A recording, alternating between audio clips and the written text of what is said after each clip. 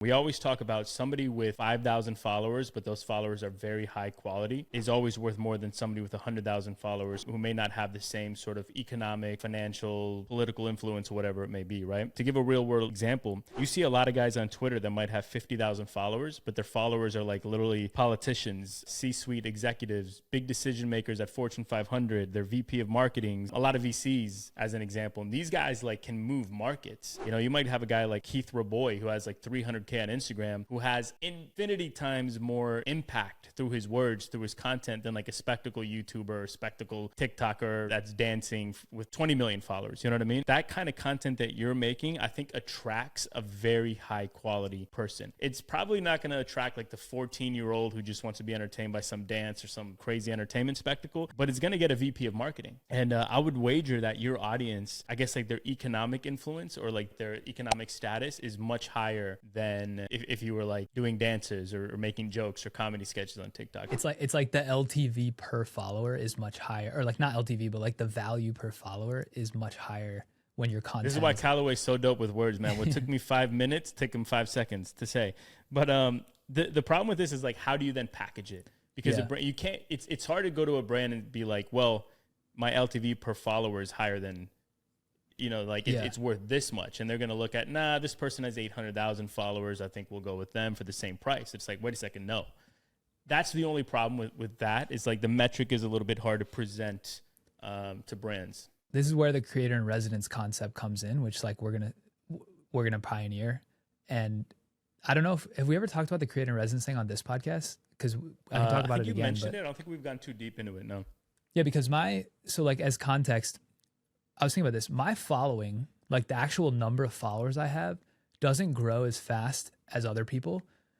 And the reason why is because most people that have really fast growing followings, they do one thing. And it's a binary decision whether you want to follow for that thing or not, right? So like, let's take someone, I don't know, like someone who's making VR content, let's say, and like they're the VR guy or like they're a VR guy, girl, whatever. All they do is make VR stuff. When you come across their stuff and you click through their profile and in their bio, they're like, I make VR content. It's like as simple as that. You basically have a very simple decision. Do I want to follow this person for VR stuff or not? It's very binary. Like, do I want VR content or not? And those types of people, when the topic they make content about, if they're good at it and that topic is in vogue, they grow super fast if they're making good content because everybody wants that skill set. That's why like AI dedicated channels grew super fast. That's why like Web3 stuff grew super fast. It's the same thing.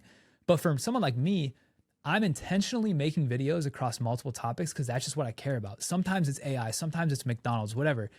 But packaging that into a single sentence, into a single topic is very difficult. It's impossible to do, which means when someone watches a video of mine and they click through to my profile, there's often a dissonance between the topic they just saw and the other things they're seeing, which means less people will follow.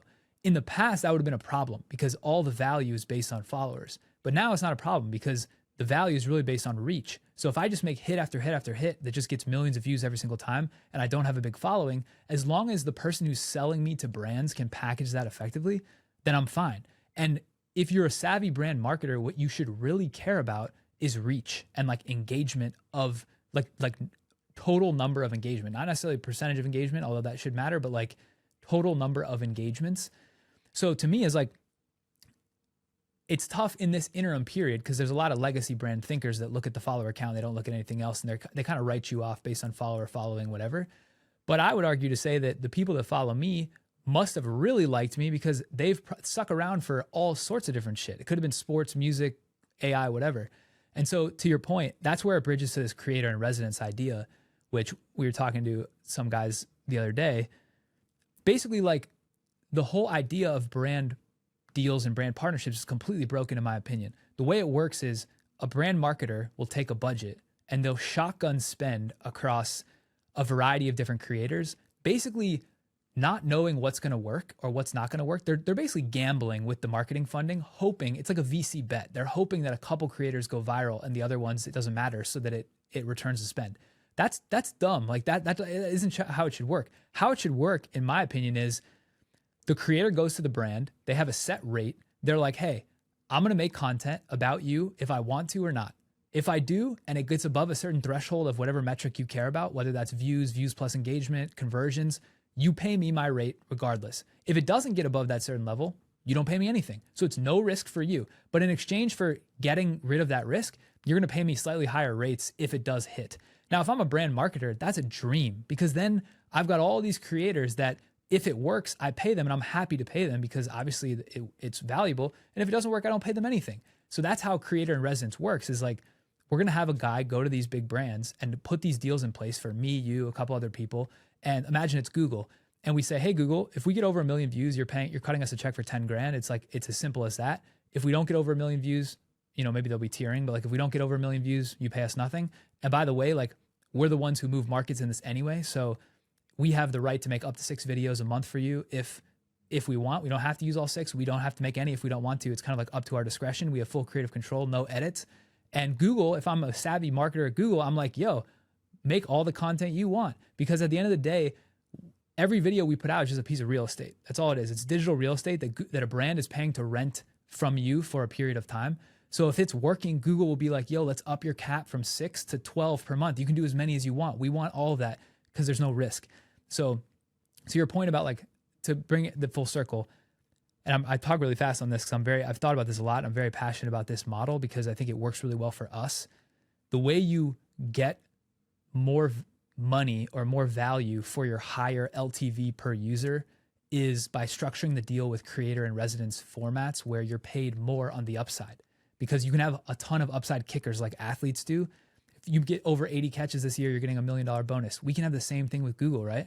Google pays us $10,000 if we get over 1 million views, but if we get over 5 million views, they pay us $30,000. It's kind of like incentives are much more aligned that way. Absolutely, man. Dude, that would be a dream deal. Like, I would love to have that with like Meta, Apple, Google, OpenAI as an example, where I'm already covering like all the big things that are coming out of their ecosystem, whether it's on my personal brand or on Metaverse, Luna, whatever. So that would just be like, again, like when TikTok brought out their creativity program, it's like, cool, this is like free money because this is content that I'm making anyway. So that would be a dream. The only downside would be I would still like free reign, and I'm assuming like savvy marketers would also appreciate this, but like free reign, because this thought is going to go in 2 directions. But one is, if I don't like something, I'm going to start saying that now, right? Because like one thing that's sort of turned me off of the AI ecosystem and like AI specific and AI only creators is this is the most incredible thing in the world. This is unbelievable. This is going to change everything. I've fallen into that trap as well. A, because some of this stuff is changing the world and is world changing and revolutionary. But B, because it sort of works. And so I'm like, wait a second, man. I don't want to just be known as like, even though I am eternally a techno optimist, like tech optimist, I don't want to be known as this guy who's just gassing everything. Sometimes, like the humane AI pin, I thought that was an L, and I came out and I said that. But if I'm being paid by these brands to like continually post, like if Meta comes out with something that I think is a complete flop, I want to be able to say that. And so that would be my only worry. And again, like, I guess if like money is the only goal, then, fuck it, no problem. Like, got to do what you got to do. But like, I think at the end of the day, the ultimate currency for any creator is the trust with your audience. Like, that's what we're all optimizing for. I think that's what we're all after. And if you can get trust with an audience at scale, I think that's when you're just really put on. Like Gary Vee said it well. He's like, I'll make a piece of content for a brand. That piece of content might get the same views as like an up and coming, like brand new creator, but that brand is going to pay me 10 times more because my words are 10 times more impactful, or 100 times, or whatever it is. And so at the end of the day, I think trust is the ultimate currency.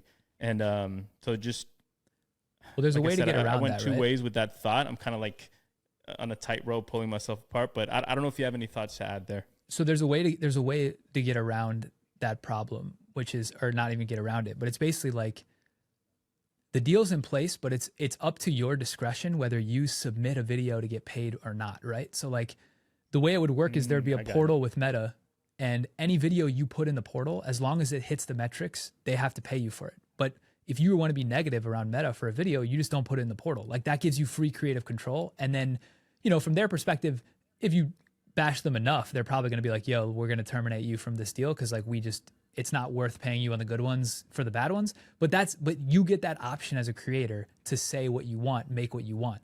And that's what all you want, right? All I want as a creator is free license to roam. And when I make something that hits, the brand pays me accordingly. That's all I want. I don't want anything else. I don't want to have to deal with these dink and dump deals, these like little transactional deals where I don't have creative control. You go back and forth on the edits. It doesn't make sense. And a brand doesn't want to pay me $5,000 for the risk that my video might not hit that day. And the truth is, we all have misses. Like there is no guaranteed virality. So why would a brand pay money when they're not guaranteed performance when there's a superior model where they just pay a little bit more if they're guaranteed the performance? To me, it's like a no-brainer. I love that. I think there may be a way to game this, but you could build this into kind of like the system. But I mean, you know, at a $5 CPM, let's say on average, you can buy 1 million views for $5,000. So if you're getting paid $10,000, it's like an infinite money glitch in Printer. But I'm assuming the brands would have a way to kind of like counteract that. You need engagement. But the reason I mentioned that is because I think this would be an incredible SaaS product to build, or incredible company really to build, right? That's what I was thinking. To work as the intermediary. Because I do think, as you said, like any big brand with savvy marketing team, they would jump all over this. And I think the value, I mean, they're only paying when they're getting that ROI, that return back, right? And so I think it's a no-brainer. And I think like building a company or a system out of this is a huge opportunity. The big brain play is the marketplace, right? That's exactly what I was thinking. Yep. Where you basically, so that's what we're gonna do. Like I haven't found like with Blueprint, I'm super transparent. With these, we're super transparent. I haven't really found the right balance of like, should we hold stuff and not put it out? We kind of just like say our best ideas out. I don't know if that's going to bite us in the ass or not, but like the way we do this and we're going to do it is we're going to pilot this. We're going to go to the big brands. We already have enough leverage and enough weight behind us in this category where we can get the big brands to try it. We're going to then build the systems for ourselves so that it's automated.